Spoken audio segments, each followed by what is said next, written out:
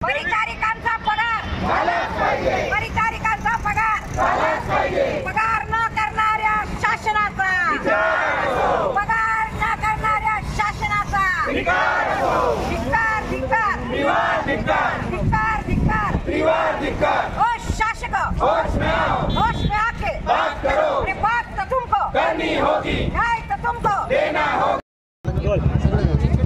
कशासाठी आपण घाटी रुग्णालयामध्ये आज परिचारिकांनी लक्षवेधी आंदोलन आता केलेलं आहे।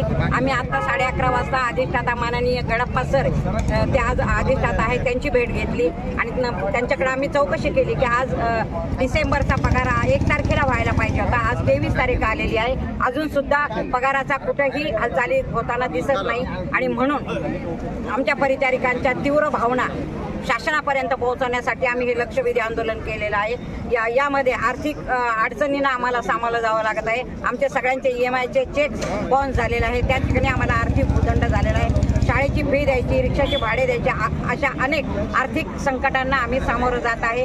परंतु शासनाला पण जाग नाही आणि प्रशासन पण सध्या तरी मला शांत बसलेलं दिसलं। परंतु 8 तारखेला आम्ही आंदोलन करणार होतो। 8 तारखेपासून माननीय अधिष्ठाता डॉक्टर सुकरे सर यांनी आम्हाला विनंती केली की मी तुमचा करतो आणि सर माझ्या समोर सगळ्या वरिष्ठ अधिकाऱ्यांना फोन करत होते, पण ते ती फाईल नेमकी कुठे आहे आमच्या पगाराची आणि काय अडले हे आम्हाला पण माहिती नाही आणि त्यामुळं आज सगळेजण तीव्र सगळ्यांच्या म्हणजे भावना संतप्त झाल्या आणि आम्ही आता रस्त्यावर आलेलो आहोत।